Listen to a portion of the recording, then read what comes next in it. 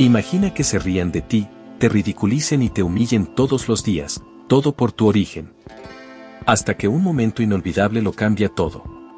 ¿Qué harías si la persona que todos subestimaban resultara tener la carta del triunfo definitiva?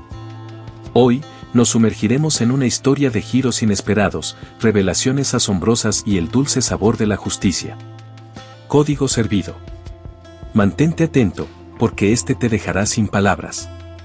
Empecemos. El sol salió sobre Pinnacle Academy como todos los días.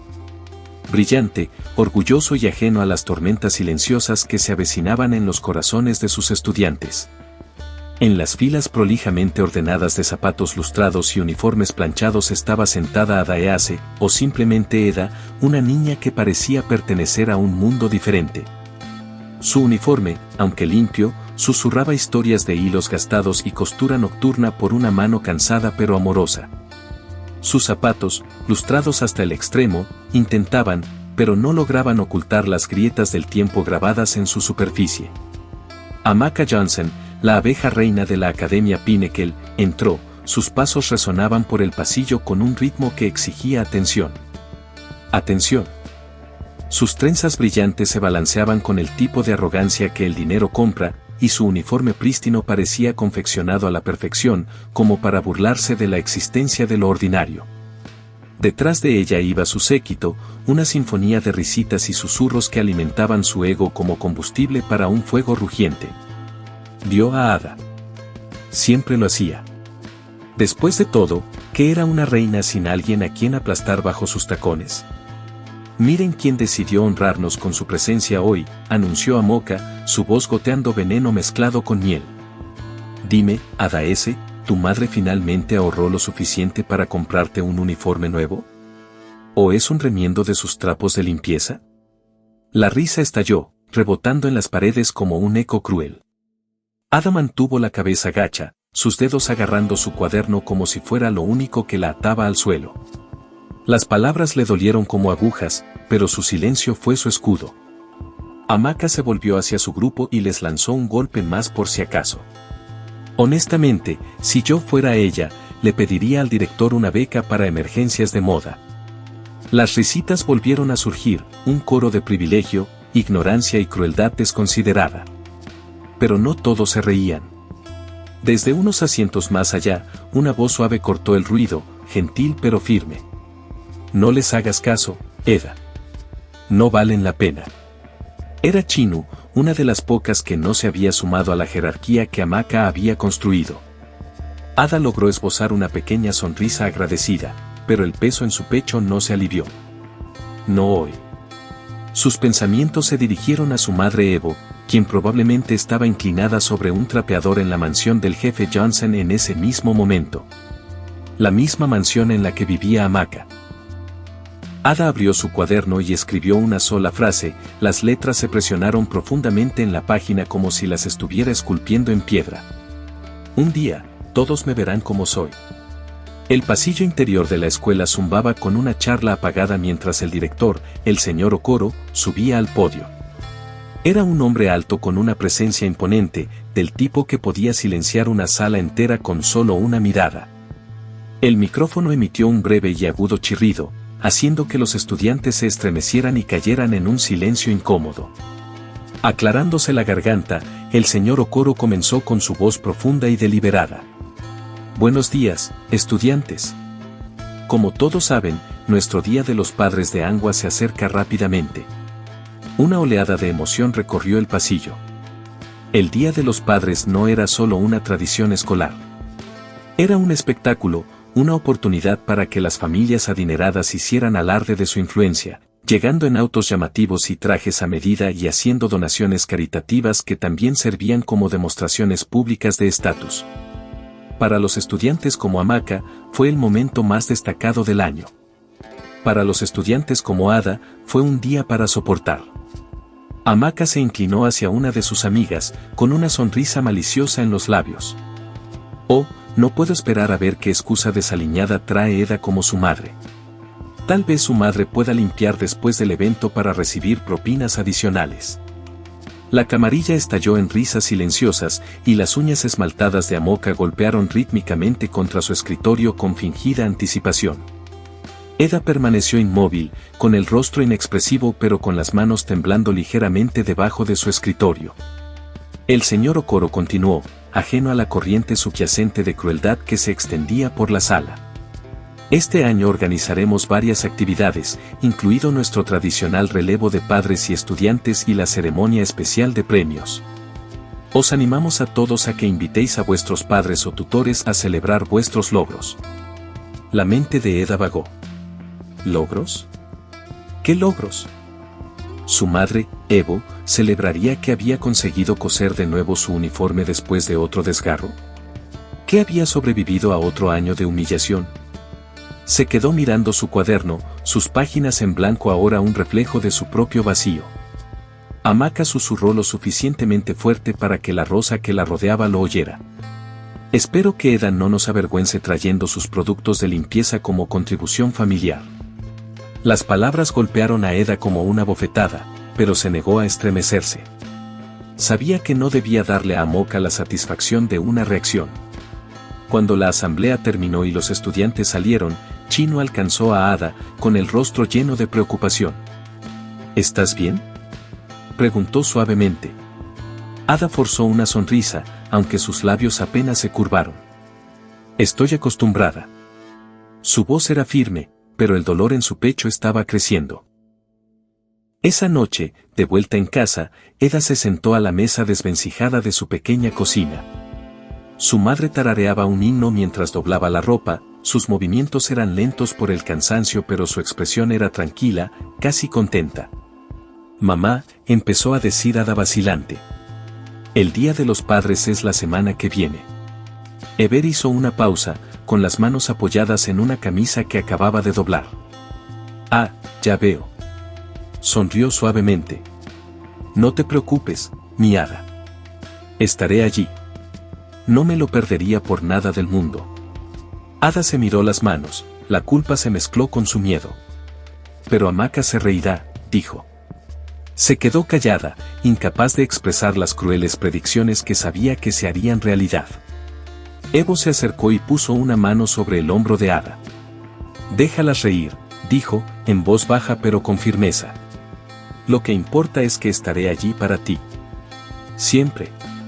La mansión Johnson se erguía como un monumento a la riqueza, sus imponentes portones y pisos de mármol eran una proclamación silenciosa de superioridad sobre las modestas casas de los vecindarios circundantes. En el interior, la madre de Ada, Evo, se movía en silencio, cada paso era deliberado, cada acción precisa. Para muchos era invisible, una sombra que se fundía a la perfección con la grandeza de la finca. Pero en su mente, estaba lejos de ser invisible. Las manos de Evo estaban en carne viva, deslustradas por años de duro trabajo. Sin embargo, se movían incansablemente, fregando pisos y puliendo superficies hasta que brillaron con un reflejo que parecía burlarse del suyo. Los pasos de Amoka resonaban contra el piso pulido como un metrónomo de desdén. Entró en la habitación con la arrogancia casual de alguien nacido para el lujo, su mirada barriendo el espacio como una emperatriz que inspecciona su reino. Y allí, en el centro de su mirada, estaba Evo. «Oh, tía Clina», comenzó Amaka, su voz empalagosa, dulce con un regusto amargo. «No te olvides de pulir la escalera. Mis amigos vienen de visita mañana y no queremos que piensen que vivimos como plebeyos». Evo no respondió. Ella no se inmutó. Ni siquiera levantó la vista. Años de práctica le habían enseñado que el silencio era su mayor armadura, pero Amaka no era del tipo que se conforma con el silencio. Por cierto, continuó Amaka, su voz ahora goteaba con fingida preocupación, el Día de los Padres se acerca. ¿Te vas? ¿O Eda prefiere mantener su profesión en secreto? Las palabras quedaron suspendidas en el aire, cargadas de crueldad, pero Evo simplemente escurrió su trapo y se puso de pie, con la espalda recta, los ojos firmes. Puede que no tenga mucho, dijo, su voz tranquila pero firme, pero estaré allí. Ada merece tener a alguien de su lado. La risa de Amaka fue aguda como el chasquido de un látigo. Bueno, dijo Amaka, volviéndose hacia la escalera, asegúrate de traer tu trapeador y tu balde.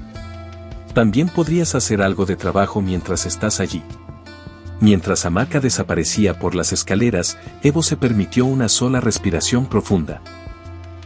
Sus manos temblaban, pero no de miedo o vergüenza. Por el cansancio, por el peso de 1000 batallas silenciosas libradas todos los días, miró alrededor de la reluciente mansión, al suelo que brillaba bajo sus manos, y se susurró a sí misma, un día, Ada estará donde ellas están. Y cuando ese día llegue, ellas lo verán. La noche en la casa de Ada estaba cargada de su silencio habitual, el tipo de silencio que se había vuelto familiar con los años, envolviendo la pequeña casa como una vieja y cálida manta. La suave luz de la linterna titilaba sobre el rostro de Ada mientras estaba sentada a la desvencijada mesa de madera, mirando la fotografía que tenía en la mano. Era una vieja foto de boda, una que había encontrado escondida en una pequeña caja debajo de la cama mientras buscaba su expediente escolar ese mismo día. Su madre, joven y radiante con su vestido de novia, estaba de pie junto a un hombre alto con una mirada sorprendentemente segura. Ada no necesitaba adivinar quién era. Este era su padre. El hombre del que su madre nunca hablaba.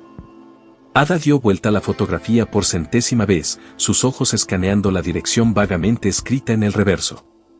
La tinta estaba descolorida, la letra ligeramente borrosa pero todavía legible. Una dirección extranjera. Su mente corría mientras reconstruía lo poco que sabía sobre su padre.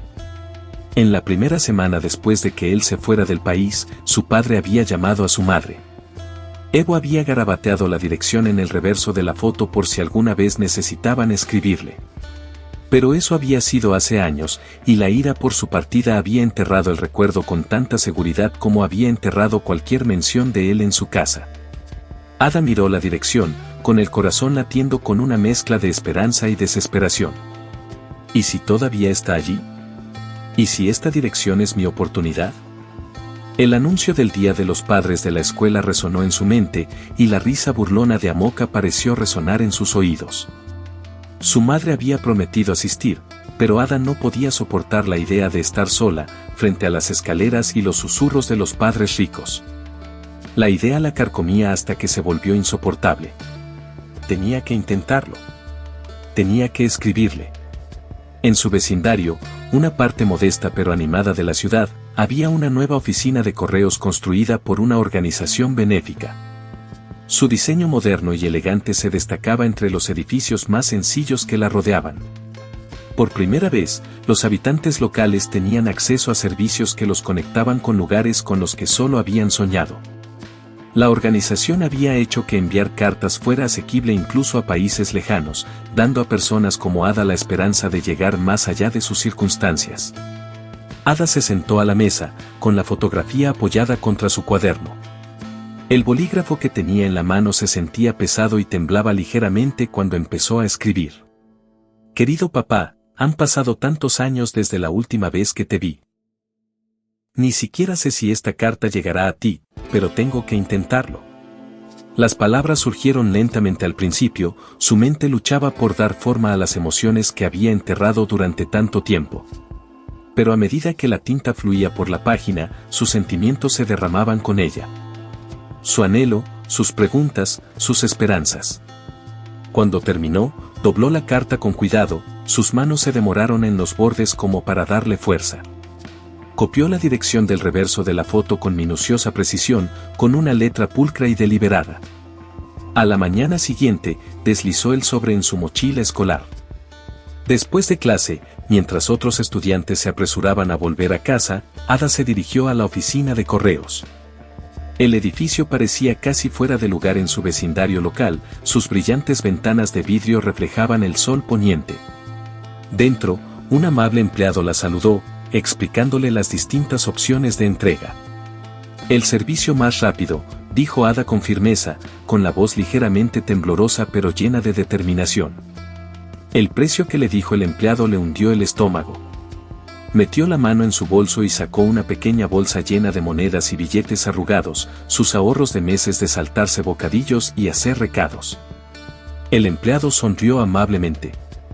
Este servicio garantizará que llegue a la dirección en tan solo unos días. Ada asintió, agarrando el recibo con fuerza mientras salía de la oficina de correos. El mundo parecía más brillante, más luminoso. Sus ahorros se habían ido, pero en su lugar llevaba esperanza. La pregunta aún persistía. ¿Y si no está allí? Pero otro pensamiento la hizo a un lado. ¿Y si está? Con el Día de los Padres acercándose rápidamente, Ada caminó a casa esa tarde con un renovado sentido de propósito. Esa mañana, el recinto escolar bullía de expectación, una sinfonía de zapatos lustrados que repiqueteaban sobre el cemento, charlas informales y el leve zumbido de los motores de los coches. El Día de los Padres en Pinnacle Academy no era solo un evento. Era un espectáculo, la oportunidad perfecta para que los ricos y poderosos exhibieran su éxito bajo el pretexto de celebrar a sus hijos. El estacionamiento principal se transformó en una exhibición de riqueza. Los padres salieron vestidos como si estuvieran asistiendo a una gala en lugar de a un evento escolar, con sus atuendos a medida, sus zapatos brillando tanto como sus ambiciones. Amaka y su familia llegaron en una elegante camioneta negra, del tipo que parecía deslizarse en lugar de conducir. Cuando el chofer abrió la puerta, Amaka salió con aires de realeza, su atuendo brillaba lo suficiente para recordarles a todos quién era. Su padre, el jefe Johnson, la siguió de cerca, ya con su teléfono, dando órdenes a alguien lo suficientemente desafortunado como para trabajar para él. Amaka escudriñó a la multitud, sus labios se curvaron en una sonrisa de satisfacción. Su grupo corrió a su lado, llenándola de cumplidos.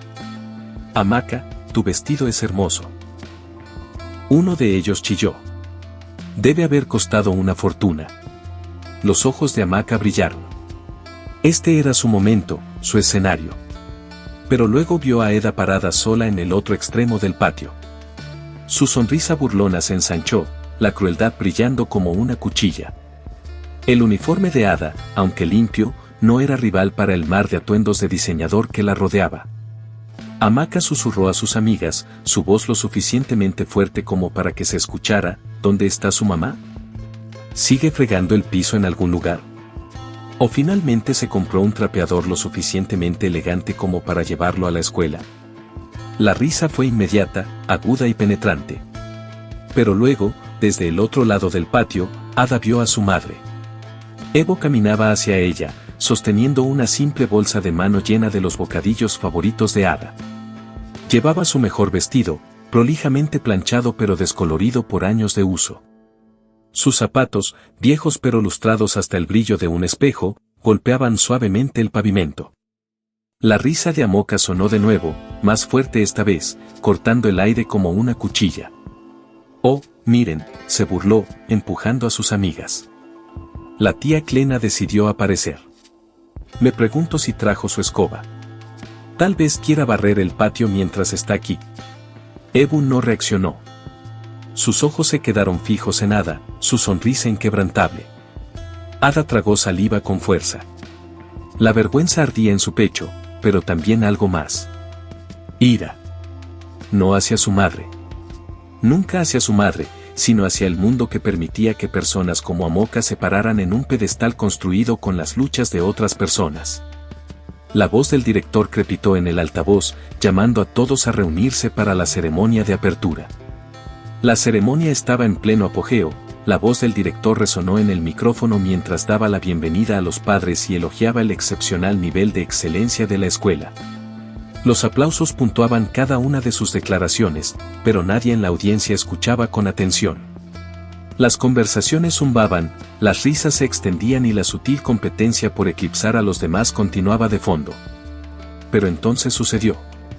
Un elegante helicóptero negro surcaba el cielo con la confianza de algo que pertenecía a su lugar. Dio una vuelta, sus aspas agitando el aire con autoridad antes de descender lentamente sobre el campo de deportes de la escuela. El polvo se arremolinaba en el aire mientras la multitud se protegía el rostro, los murmullos se convertían en una oleada audible de confusión y emoción. El director se quedó paralizado a mitad de frase, sus palabras se fueron apagando en silencio mientras toda la reunión centraba su atención en la llegada inesperada. Los padres susurraban entre ellos, sus alardes anteriores se olvidaron ante esta gran exhibición. El helicóptero aterrizó con un rugido final y atronador y por un momento, todo quedó en silencio. Luego se abrió la puerta. Él salió. El hombre era alto, imponente e impecablemente vestido con un traje a medida que parecía brillar a la luz del sol. Su presencia exudaba autoridad, cada paso que daba tenía un propósito mientras descendía del helicóptero. Las gafas de sol le protegían los ojos, pero su expresión era ilegible, tranquila, serena y completamente despreocupada por los cientos de ojos pegados a él. La multitud se abrió instintivamente mientras caminaba hacia ellos, susurros arremolinándose como hojas a su paso. ¿Quién es? ¿Es un funcionario del gobierno? ¿Quizás un inversor extranjero? Pero Ada no se lo preguntaba. No estaba susurrando. Ni siquiera respiraba. Su corazón latía con fuerza en su pecho, su mente corría para captar lo que sus ojos estaban viendo. El hombre caminaba directamente hacia ella, con pasos largos y firmes, la mirada fija. Evo puso una mano sobre el hombro de Ada, su agarre se apretó cuando el hombre se detuvo a solo unos metros de distancia. Y luego sonrió.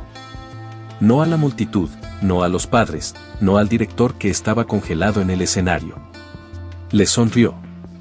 Ada S., dijo, su voz profunda y firme. Mi hija.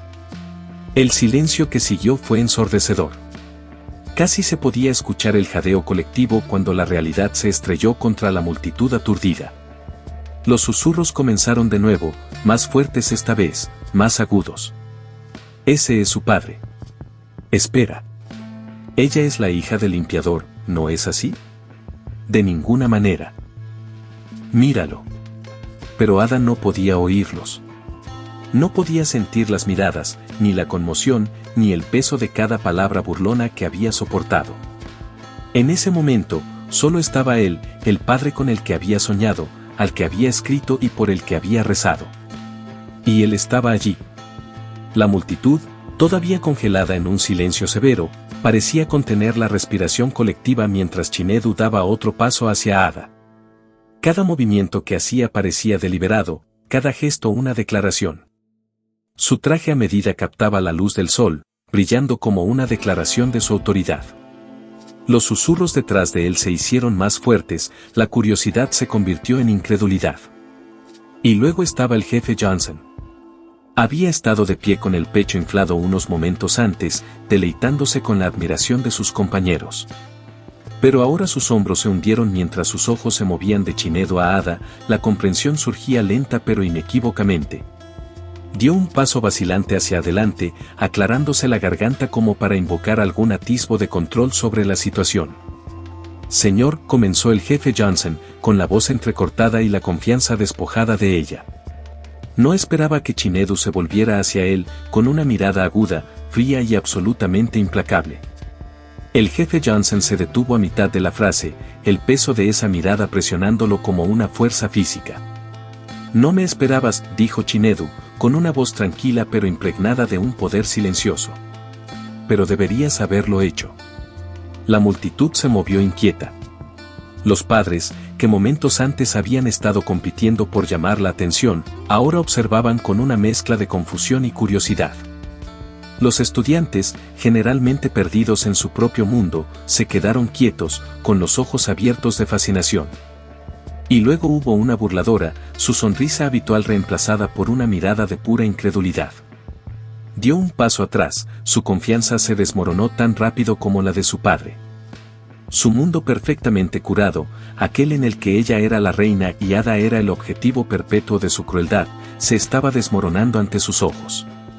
Chinedu no había terminado. Se volvió hacia Ada, su expresión se suavizó mientras extendía la mano para tomarla. Ella vaciló, su mente luchaba por procesar la realidad del momento, pero luego dejó que la tomara. Su agarre era cálido, firme, tan diferente de los frágiles recuerdos que había guardado durante años.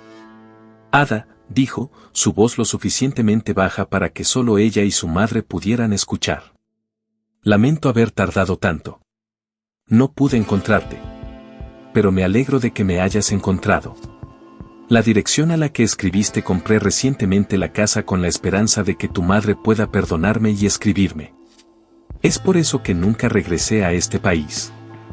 La garganta de Ada se apretó, las palabras que quería poner atrapadas en algún lugar entre su corazón y sus labios. Ella sintió, sus ojos brillando con lágrimas no derramadas.